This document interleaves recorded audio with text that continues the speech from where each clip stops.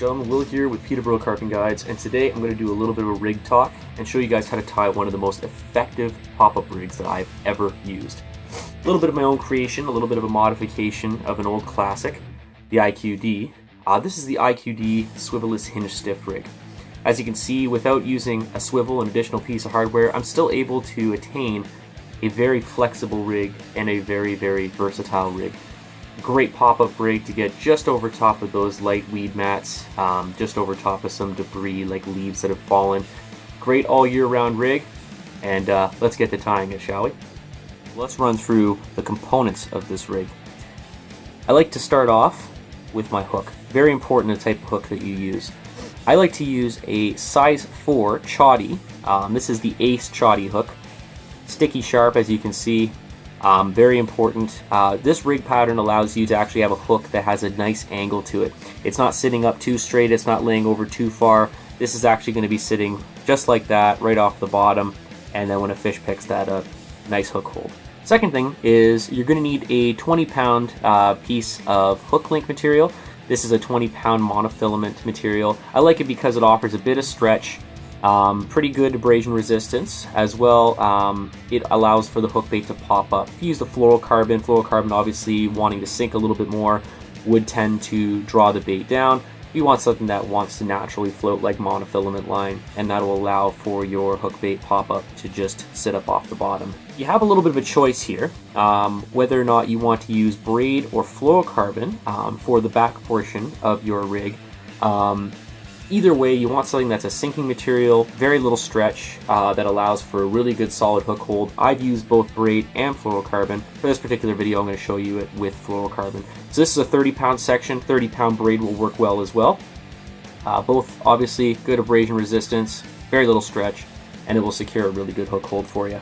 You also need a decent sized split shot. So this split shot here will hold down up to an 18mm pop-up without any difficulty at all. I typically go for the ones that don't have the lobster clasp on the back. The reason being is because those can often become dislodged, if they bounce off a rock. And let's say you're pulling your rig back and all of a sudden you're running a zig rig, maybe the fish won't be interested in that.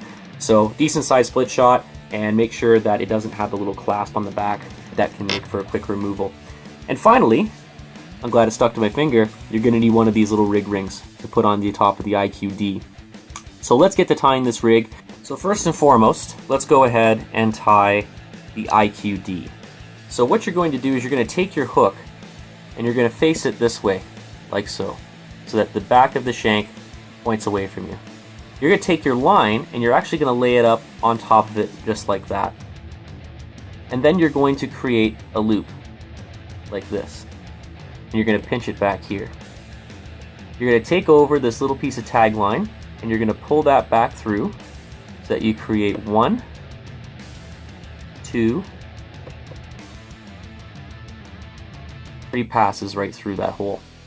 And then apply a little bit of moisture and pull that so that it sits nice and tight. And you'll see now I've created a little knot there. Get it nice and tight, pull it with everything you got. You don't want it to come loose. And there we are. So you can now see that I've created a nice little knot at the top, and that's going to secure that piece of line to the back of the shank. Just going to grab my cutters here. Oh, actually they're right beside me.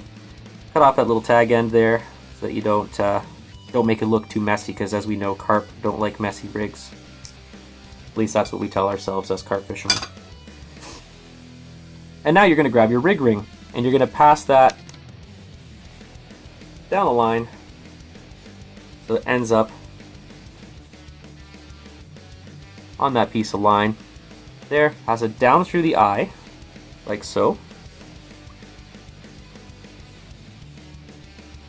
And you're going to just give yourself a nice little gap there. I would pull it back just a little further up the shank, right about there. And then you're going to use a simple knotless knot technique. You're going to pass this line around the eye and back up the shank. I like to go 5 times and then pass that back through the eye again, like so. Try to show you guys this as much as possible. First time doing a rig tying video, can you tell? There we go. Pull that nice and tight, try to get rid of as much memory as possible. And now, as you see, we've created the IQD portion of this rig. So that's step number 1. This is where you also, once again, have a choice. You may want a pop-up that's literally this high. You may want a pop-up that's only this high. A pop-up this high, this high. This is where you actually have the opportunity to decide that now. I've made a couple pretty tall pop-ups, so I don't necessarily need a really big one. So what I'm going to do is I'm going to do a double overhand knot here. So what you do is literally just take the line and you're going to touch it to itself like this, and you're going to create a loop like that. And all you do after that is just clean up that knot. So what you see now is I've created a little tiny loop, little loop knot like that. Get that nice little squeeze. And so now all we're going to do is attach a double overhand to a double overhand. And I'm going to do that with this 30-pound material here. So you're going to take your 30-pound hook link material and you're going to create a double overhand knot here as well. Mighty simple. Stiff stuff this, I'll tell you, it's good.